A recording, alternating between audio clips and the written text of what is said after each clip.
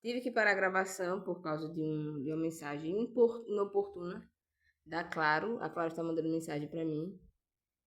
Mas enfim, eu vou continuar esse vídeo, certo? Então, eu já dei minha localização geográfica, esta aqui, certo? Brasil, Nordeste, zona tropical, certo?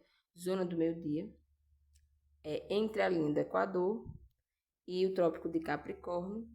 Também tem uma parte do Brasil que fica entre a linha do Equador e o Trópico de Câncer, que é essa parte aqui mais, né, acima, que é o Amapá. Amapá, TBT, Roraima, Rondônia, uma parte da Amazônia fica acima da linha do Equador. Note que o Brasil é, neste mapa aqui, o mais bem delineado, mais bem definido. Por quê? Porque o Brasil já está no mapa há alguns séculos, né? Todos esses países aqui do sul do Brasil, aliás, do sul da América, eles dependem da estrutura do Brasil para poder ter uma delimitação. Bom, senão seria tudo uma coisa só aí, que os castelhanos eles não foram muito sagazes em estabelecer boas cartografias, eles ficaram nos jogos de poder, de guerras, etc. Né? Os portugueses foram mais espertos nessa parte, né, de estabelecer bem a cartografia. Então, dada a minha localização, agora eu vou continuar aqui no objetivo desse vídeo, que é falar um pouco sobre este assunto aqui, certo? Que é o início, eu considero o início das minhas aventuras na internet. Né? Eu disse assim, por que eu resolvi entrar na internet? Qual a minha razão para entrar na internet e ser uma pessoa? Porque eu não gostava da internet, certo? Eu sou da geração da internet, certo? Eu lembro que eu estava no ensino médio, ensino médio não, ensino fundamental, acho que eu tinha uns 14 anos, por aí fora. E as minhas colegas, a gente estava entrando na fase do Orkut, uma rede social antiga. Uma das primeiras redes sociais a fazer sucesso no mundo não foi o Facebook, foi o Orkut. O Facebook veio depois e ele foi um pouco uma espécie de usurpador abusivo, né, da juventude. Então, na época do Orkut, as minhas colegas, a gente fazia o quê? A gente ia para Lan House, que não existia ainda a popularização no Brasil do computador, do celular, o telefone ainda era sem internet.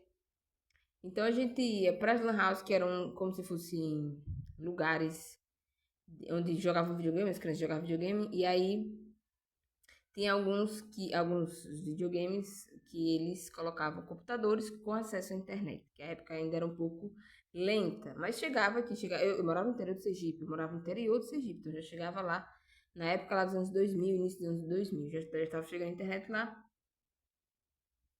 Porém, eu não me entusiasmei muito com esse ambiente online, né? Meus amigos iam, faziam Orkut, colocavam as contas, as fotos, etc e tal. Eu não gostava. Observava tudo, mas não gostava. E assim eu fiquei durante muito tempo, muitos anos da minha vida. Enfim, fui para a faculdade, me formei e não tinha assim tanta comunicação, não tinha muita interação na internet. Eu tinha contas de e-mail, por uma questão de obrigação, a gente tinha que ter, né? Já tinha conta de e-mail, tinha conta de número de celular, trocava o dólar de celular, mas porque quebrava, os celulares quebravam muito. Aí eu não tinha muito esse costume de usar a internet, mas por algumas razões do meu destino, eu percebi que era necessário entrar na internet. E alguns anos atrás, assim, de uns anos pra cá, eu acho que de uns 7, 8 anos, não tem mais, uns 7, 8, tem mais de 8. Mas é por aí, uns 8 anos que eu comecei vamos dizer assim, a navegar na internet com mais responsabilidade, com mais, vamos dizer assim, com mais cuidado. E levar a sério a internet, né? Que a internet, apesar de ter começado assim com adolescentes querendo namorar, é uma coisa muito séria. Tornou-se, né, à medida do tempo, uma coisa muitíssimo séria. Então, aí está, eu li, como eu disse, eu li este livro no passado, comprei ele ano passado, aqui eu fiz a anotação do fim da leitura. Aqui, ó, eu levei pouco mais de 15 dias para ler este livro todo. Veja aqui o tamanho deste livro.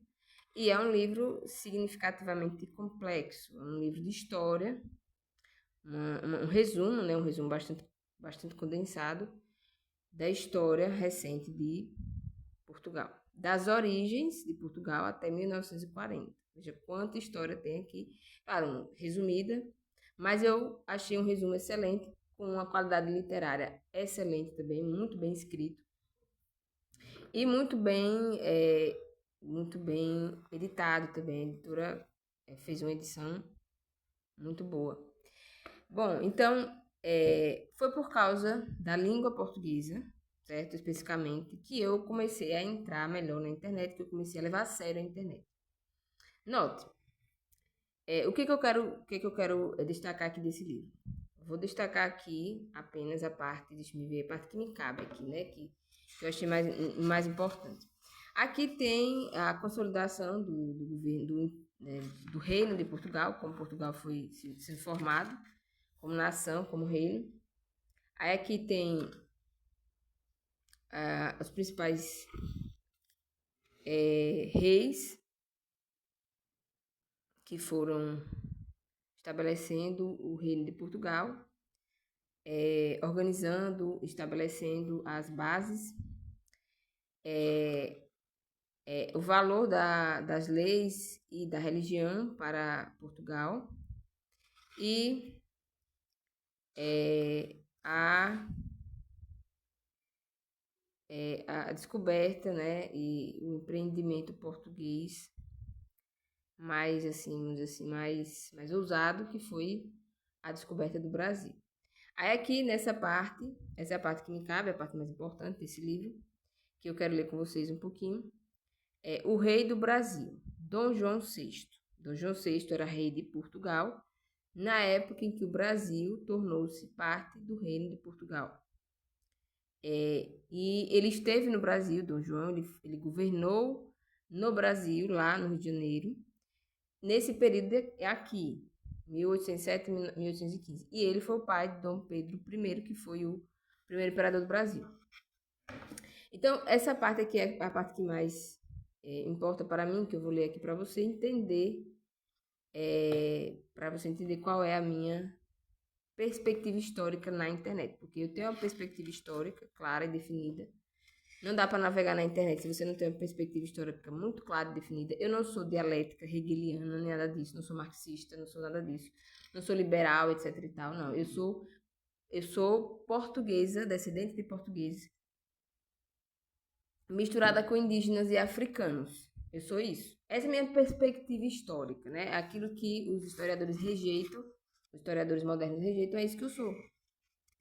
Eu sou uma criatura miscigenada, nascida no fim do mundo, certo? No exato fim do mundo, nasci. E minha perspectiva histórica, portanto, é esta, é o fim do mundo. Eu não sei qual seja a sua perspectiva histórica, eu espero que você esteja numa perspectiva histórica adequada, né? Porque senão você vai cair no fim do mundo. E o fim do mundo está muito caro. Bom, e veja você. Este capítulo aqui que eu quero destacar. O panorama da Europa é então o seguinte: as tropas napoleônicas ocupam a capital da Prússia, cujo soberano fugiu. O Stallroder, da Holanda, recolheu-se a Londres. O rei das duas Sicílias perdeu Nápoles, a sua bela capital. Andam errantes os príncipes de Parma e da Toscana. O rei de Piemonte foi confinado na corte irrisória de Cagliari. O Doge de Veneza e o Conselho dos 10, praticamente destituídos, acham-se no exílio. A Escandinávia presta-se a solicitar de Napoleão um rei, que será Bernadette. A Santa Sé, a Áustria, a Rússia, trêmulas, vacilam quase servis ante o vencedor de Austerlitz, de Iena, de Friedland. Como escapar a esta razia de tronos legítimos? Por que não sofrerão os Braganças igual destino, igual eclipse? Tanto mais que o ascendente francês é considerado nos meios políticos e militares, onde se forma aquilo que se chama hoje a Quinta Coluna. Essa quinta coluna maçônica, jacobina, revolucionária, prepara terreno à invasão. Abre-lhe acolhimento franco. Atravessam os soldados de Junot a Espanha, no espaço de um mês, e depois da Operação Junção, em Alcântara, com as forças do general espanhol Caraf, dirigem-se a marchas forçadas sobre Portugal, onde entram a 19 de novembro, saqueiam Castelo Branco. Vêm desesperados, famintos, porque lhes falta tudo. Cercam-nos populações hostis, que eles armam emboscadas ou fogem e deixam tudo vazio e deserto. No entanto, Junot avança sempre, de acordo com as terminantes ordens recebidas. A 24 de novembro, 5 dias após ter atravessado a fronteira, atinge Abrantes. Parece que só no dia seguinte a notícia chega a Lisboa, trazida pelo tenente-coronel Lecor, que se lança a cavalo num galope doido para comunicar a chegada iminente dos invasores, que deve fazer o príncipe regente. Até aí, enquanto pôde, negociou e cedeu. Perante o atentado da partilha de Fontainebleau, o general de Napoleão trata de efetivar em marcha veloz pelo país fora, convoca o Conselho de Estado e unanimamente se resolve transferir a corte para o Rio de Janeiro, capital do Portugal americano. É a melhor decisão, já que a resistência militar, por todos os motivos, se revela impossível. Muito bem descreve a situação no folheto, pouco conhecido, mas interessantíssimo, uma testemunha ocular. O Visconde de Rio Seco estava-se na crise do perigo, já não era tempo de lançar mão das armas para se opor à força, à força. Por quê? O exército deslocado e removido dos pontos militares não podia contrair-se para, ao menos, suspender a rapidez das marchas forçadas do inimigo. Baldadas experiências tinham desenganado de que o recurso das negociações, já não menos infrutuoso do que o das armas, Junot entrara em Abrantes e passara a Zézere, ao mesmo tempo que Carafa e Solano se dirigiam um ao Porto, outro a ocupar a província do Alentejo e Algarve. Não havia já alternativa em que escolher, ou se havia de abandonar El Rei e a sua real família à discrição do inimigo, para subir um jugo que não aliviaria a nação, e que no sombrio silêncio do infame tratado fora decretado com penas de ferro e tintas de sangue, ou aproveitar a esquadra para transportar estes preciosos restos da glória portuguesa para alguma das suas vastas possessões ultramarinas. A ideia vem, aliás, de longe, faz parte do nosso patrimônio histórico e é trazida a lume nas ocasiões graves e melindrosas. Há quem a sugira a Dom Antônio, prior de Crato, em 1580, para subtrair a invasão espanhola do Duque de Alba e transportar além Atlântico o fogo sagrado da independência pátria. Dá ao padre Antônio Vieira, Dom João IV, mesmo conselho, no lance dúbio da guerra da restauração, com temor da Espanha, pensam Pombal e Dom Luís da Cunha na ida de Dom José para o Rio em 1762. Mais perto, em 1801, escreve o Marquês de Alorna ao príncipe regente: Vossa Alteza, deve ser Vossa Alteza, né? Vossa Alteza tem um grande império no Brasil, e o mesmo inimigo que ataca agora com tanta vantagem, talvez que trema e mude de projeto se Vossa Alteza o ameaçar de que se dispõe a ir ser imperador naquele vasto território, adonde pode facilmente conquistar as colônias espanholas e aterrar em pouco tempo de todas as potências da Europa. Em 1803, advoga calorosamente igual solução Dom Rodrigo de Souza Coutinho e Silvestre Pinheiro Ferreira, de parecer que a lusitânia monarquia nenhum outro recurso restava senão a de procurar, quanto antes nas suas colônias, um asilo contra a hidra então crescente, que jurara a inteira destruição das antigas dinastias da Europa. Enfim, já em 1807, o conde de Ega, nosso embaixador em Madrid, refere-se diretamente à possibilidade de tal medida, e Tomás Antônio de Vila Nova, Portugal, quer que, pelo menos, Dom Pedro, ainda príncipe real, parta para o Brasil. Fulminado o trono em Lisboa, a árvore da pátria refloresceria no seu ramo do Rio de Janeiro. Por seu lado, a Inglaterra não descansa na faina insistente de persuadir Dom João. Dos fatos que bem o comprovam são a vinda de Lord Rosslyn e do almirante Gerves. Sobre este último elucida no curioso opúsculo de 1808 o professor de medicina Francisco Soares Franco. Quando Lauderlade e Talleyrand negociavam a paz entre as duas nações, o segundo, em uma das suas últimas conferências, falhou na conquista de Portugal, querendo-se já fazer então o mesmo que se fez em novembro de 1807. Os ingleses se aterrarão com razão pela nossa sorte. Gervais apareceu em Lisboa para avisar a nossa corte do perigo iminente, para sustentar a retirada da Sua Alteza, né, para o Brasil, o único recurso que lhe restava contra a maldade e perfídia de seus inimigos. Lord Rosslyn vem a Portugal em missão especial em 1806, acompanhado de Lord Saint-Vicent, general Sicoy, estimular a resistência à França. Caso Portugal não quisesse decidir-se por uma vitoriosa e eficiente resistência, informa Oliveira Lima, deveria sugerir a mudança para o Brasil, prometendo à Grã-Bretanha ajudar o projeto. E na altura da avançada francesa, quando a família real está em risco de cair nas mãos de Junot, são os despachos do governo de Londres, mandados de bordo da sua esquadra por Sidney Smith, a 22 de novembro, que dissipam as últimas dúvidas.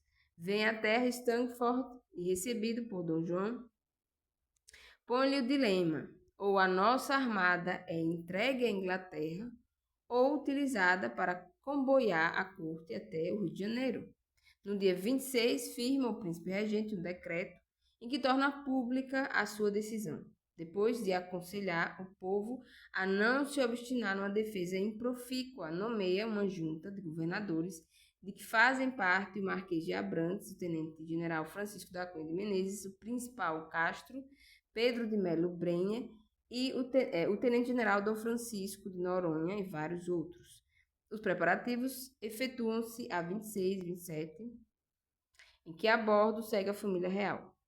Embora vulgarmente se imagine que tudo isto decorra com grande precipitação e confusão, é de ponderar o que afirma nitidamente Max Fleury. O embarque fez-se, diz, em boa ordem. Antes de embarcar, o príncipe regente deu tranquilamente a mão a beijar no cais de Belém. Durante as horas febris dos preparativos, vê-se bem que Dom João não retira apenas em frente dos soldados de Junot, mas do incremento adquirido pela traição interna, manobrada e financiada pela maçonaria, aliada fiel da conquista napoleônica para ver nela a expansão militar da Revolução Francesa. Como que se assiste a uma corrida de velocidade entre esses e os que, com o próprio regente, querem escapar às suas malhas pérfidas. Na exposição do Visconde do Rio Seco, apanha-se bem o fio da conjura. Quando o Rio Seco dá os passos necessários à saída da corte, fala-o vir Dom João à sua presença e confidencia-lhe: mandei-te chamar para te prevenir que não estejas por ordens de pessoa alguma, ainda que sejam em meu nome. Faze o que entenderes e adverte que ordem minha só que eu te dê de viva voz. Por aqui se adivinha como o príncipe regente desconfia mesmo dos seus colaboradores mais próximos. Quanto a razão tem. Verifica-se ao ler que o mesmo Rio Seco é chamado ante o governo da regência, e aí lhe declaram ter sido escolhido para quarteleiro do general Junot. Desse modo, pretendem desviá-lo da sua ação, porventura captá-lo para o outro lado. Agradeço o Visconde, porém não se esqueça do que Sua Majestade lhe havia dito, concluiu Rio Seco. Conhecem-se também os manejos do enigmático Hermann, agente de Junot, enviado a Lisboa para assustar as coisas, e que relata depois a Napoleão, próprio general. Ne pour voir ne le prince ni d'Araújo, celui-ci, celui-man, lui fit dire que tout está perdu. Tudo está perdido, porque a rápida decisão do príncipe inutiliza os torvos desígnios do invasor. A 27, dorme a bordo a família real.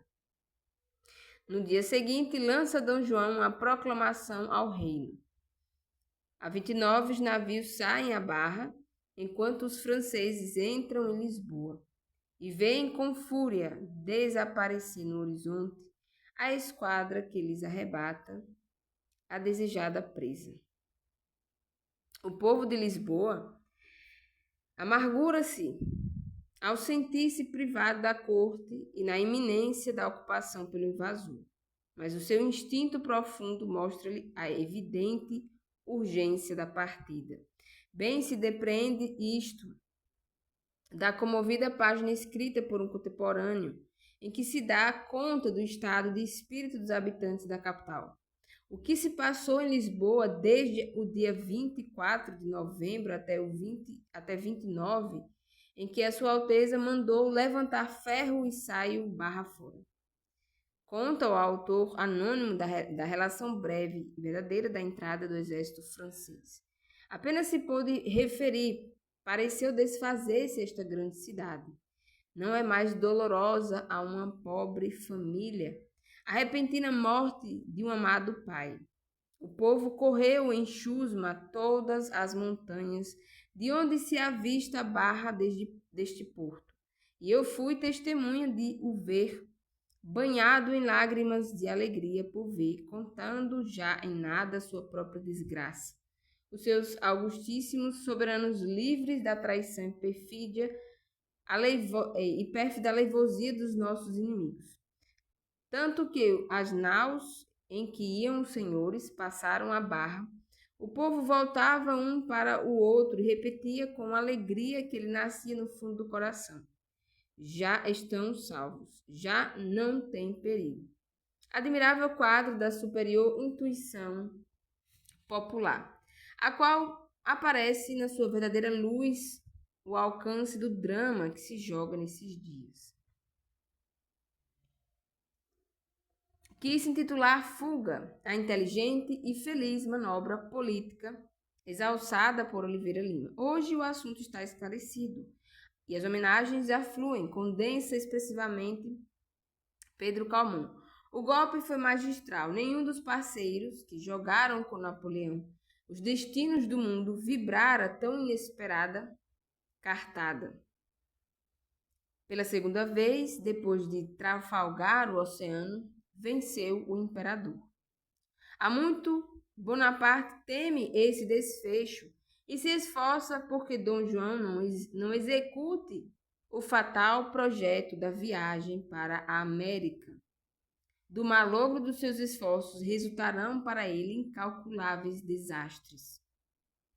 O que sucede nos começos de 1808, em Espanha, traz fulgurante confirmação ao acerto do ato do nosso príncipe regente e desmascara inteiramente os planos do corso. Na noite de 17 para 18 de março, os tumultos de Aranjuez contra Godoy forçam Carlos IV a demitir o onipotente Valido.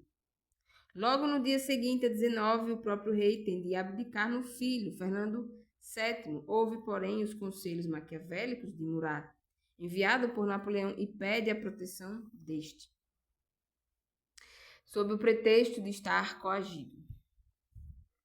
Entre mentes, Murat convence Fernando a dirigir-se ao encontro do mesmo Napoleão, então em Baiona, para obter o reconhecimento da sua subida ao trono. Carlos IV acode também a defender ali a sua causa. Mestre da intuição, o imperador brinca com os dois, como o gato com os ratos. Fernando restitui a coroa a seu pai, mas Carlos, imerso em terror, recusa-se a voltar para a Espanha e acaba por abdicar no próprio nome e no dos filhos a favor do seu amigo, o grande Napoleão. A gratidão imperial reduz-se a hospedá-lo no castelo de Compiègne, ao passo que Fernando fica meio prisioneiro no de Valenciennes, e José Bonaparte é brindado pelo irmão com a coroa de Espanha. Murat recebe prêmio de vulto, o trono de Nápoles, que José abandona. Este exemplo elucida bem acerca do que sucederia ao Dom João se caísse nas mãos de Junot.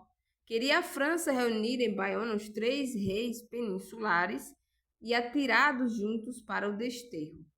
O nosso escapou a tempo. Escapou sem sair dos seus domínios, apenas colocou o Atlântico entre a sua pessoa e as tropas imperiais. Não será exagero asseverar que a ida da corte portuguesa para o Rio anuncia o declínio da estrela napoleônica. Quem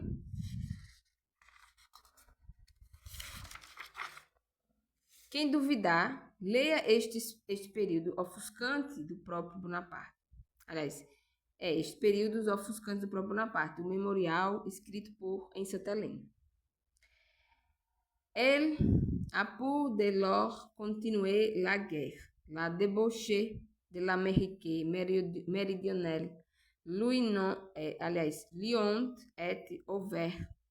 Elle s'est fait une armée dans la péninsule, et de là elle est devenue l'engin victorieux, le nœud redoutable de toutes les intrigues qui ont pu se former sur les continents.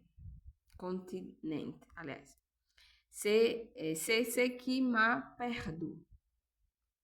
Pois é, eu não sei ler francês, você está anotando bem, né? Eu sei ler português.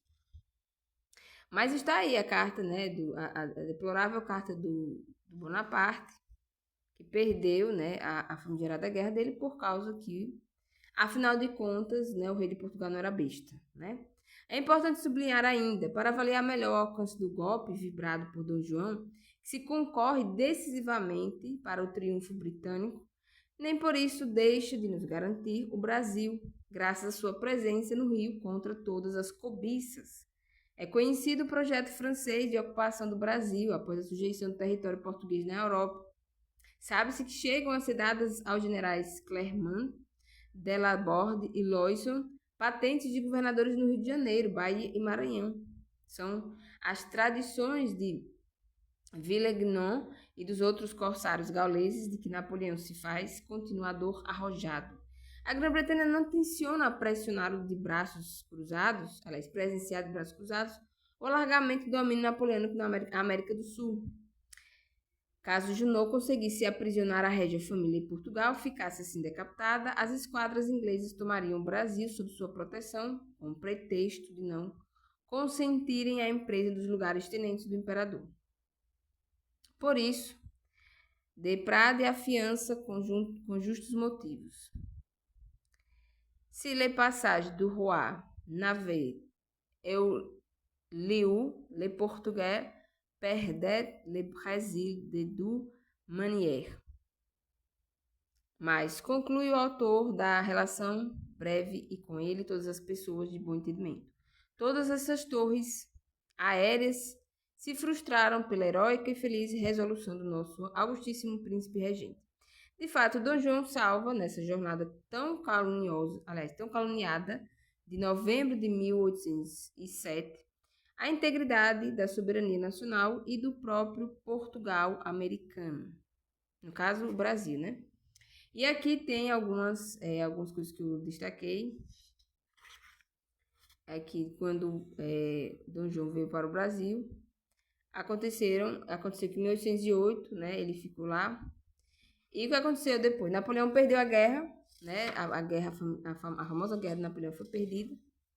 E o Brasil, aqui é Portugal, que é o mapa, né, de Portugal, das batalhas que teve lá por causa da invasão napoleônica, que realmente Napoleão invadiu as cidades de Portugal enquanto o rei estava aqui. Aí teve várias guerras, tá vendo essas regiões aqui, ó? Isso aqui são zonas de guerra na época da invasão napoleônica. Então, mas ele acabou perdendo, né? O imperador Napoleão perdeu, teve que sair de Portugal. Depois o rei voltou, né? O rei Dom João acabou voltando. E depois que ele voltou, o filho dele ficou aqui, o filho famoso, né? O Dom Pedro I, que foi quem deu a cartada final na loucura do mundo todo. Que foi a cartada final da loucura do mundo todo? A independência do Brasil, certo? Veja só. Veja quem era que estava perseguindo Dom João. Vejamos aqui, se a gente acha. Deixa eu ver. Quem estava perseguindo Dom João? Quem fez Dom João sair com a roupa do corpo, né? As pressas de Portugal para o Brasil, foi isto aqui, ó. Isto aqui ainda hoje existe. Isto aqui, ó. A quinta coluna, a maçonaria jacobina revolucionária, foram eles que invadiram Portugal, foram eles que destruíram boa parte da Europa, são eles ainda, são os restos mortais disso aí, ó. Isso aí são nossos inimigos, verdadeiro inimigo do povo humano na Terra, em toda parte. É isso aí, ó, a maçonaria jacobina e revolucionária. E eles ainda hoje existem, ainda hoje eles lutam pelas mesmas cobiças imundas. Então, a carta final foi dada aqui no Brasil, né? Primeiro pelo rei Dom João, que fugiu, trazendo a corte para cá, e depois o filho dele, que declarou a independência do Brasil, e até hoje nós somos independentes. Mas por que isso aconteceu, né? Por que o Brasil se tornou independente? Por causa disso aqui, ó, da maçonaria jacobina e revolucionária. Eles estavam lutando contra nós. Eles ainda hoje lutam. Então, este livro aqui, eu indico que você compre, leia, né, alguma vez na sua vida, procure na biblioteca, se você tem acesso a bibliotecas. Este é um livro que eu comprei pela internet. Você pode ter acesso. E por que eu li este trecho, né? Por que eu achei importante? Porque, como eu disse, o Brasil, ele é um país muito importante para a internet existir. Então, hoje, essa maçonaria revolucionária dantesca, eles estão lutando na internet, certo? Eles estão com os tentáculos deles na internet, certo? Então, por isso, quando eu fui, né, realmente entender a conjuntura da internet, quando eu fui realmente compreender o que é isto, para que serve, eu fui, né, me apegar às raízes portuguesas que eu tenho. Eu fui procurar livros de literatura portuguesa, fui procurar livros de história portuguesa real, porque a história que eu li na escola é uma história muito enviesada, né, muito resumida e também muito enviesada pela mentalidade da esquerda, que é a mentalidade revolucionária. A mentalidade da esquerda que existe tanto em Portugal, quanto no Brasil, quanto em outras partes do mundo português, é uma mentalidade totalmente destrutora das bases humanas que existem em Portugal, certo? Os revolucionários, eles são nossos inimigos, eles são inimigos do povo que fala português. E os revolucionários que sobrevivem hoje no Brasil, em Portugal, nas nações africanas que falam português, são vermes traidores, traidores da própria língua que eles falam. Porque foi por causa disso que português fugiu de Portugal, por causa da maçonaria, da imundície maçônica revolucionária francesa. E esta porcaria é o que alimenta a mentalidade da esquerda, tanto na América quanto na Europa. Essa imundície da Revolução Francesa não morreu ainda. Nem essa imundície da maçonaria não morreu ainda, porque eles estão sugando as forças de Portugal, de portugueses, de brasileiros, como vermes. Eles são vermes, Sugam as forças mentais e físicas do povo português, do povo que fala português. Porque foi em Portugal que a carta final foi dada. Então, como eles aderem a essa infâmia revolucionária, então eles precisam destruir o corpo português. Mas eles não conseguem, não vão conseguir.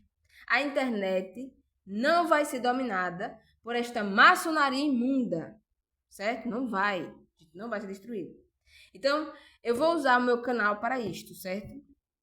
Para desintoxicar a mentalidade do povo que fala português, para desintoxicar desta imundície grotesca, revolucionária, maçônica francesa, porque é isto aí que é meu inimigo.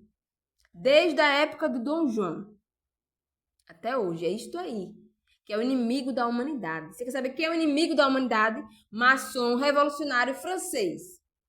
Aqueles que juntaram com a Revolução Francesa, com a maçonaria, essa porcaria, isso aí é o inimigo da humanidade. Certo? Eles ainda estão agindo aí nas profundidades hermenêuticas da história humana. Mas olha aqui, ó. Eu conheço a história de Portugal. Isto é público. A história de Portugal é pública, é notória, é verificável. É verificável em toda parte. Inclusive na internet. Certo? Inclusive na internet. Até a Wikipedia, todas as informações e falácias que eles ainda mantêm ali, infelizmente, mas ainda assim, lá você vai encontrar a história de Portugal. Na Wikipedia.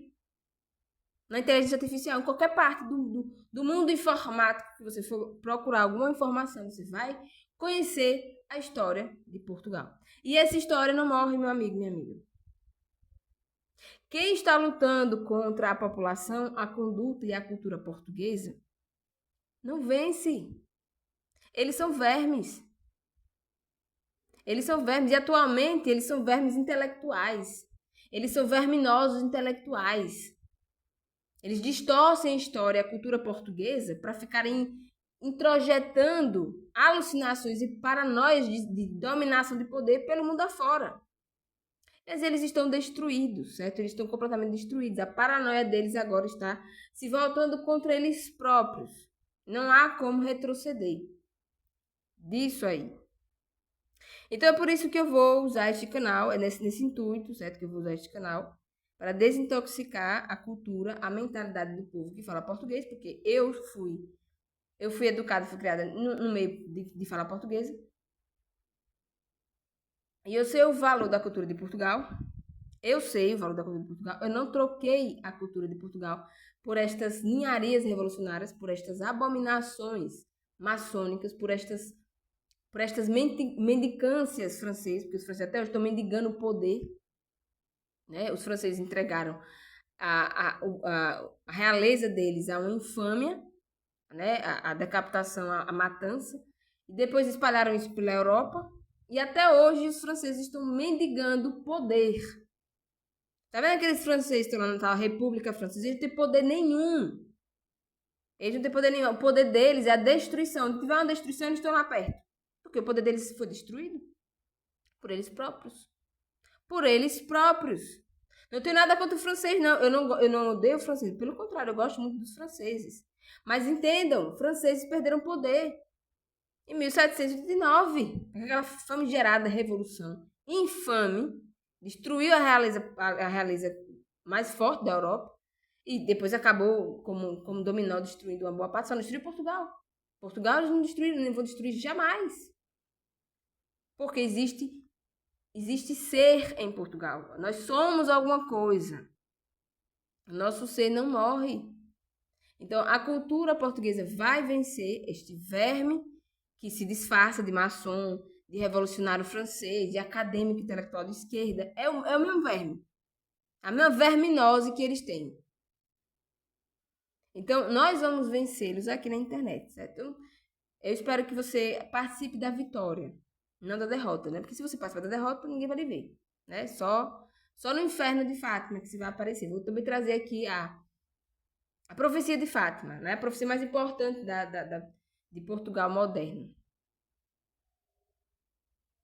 Até a próxima.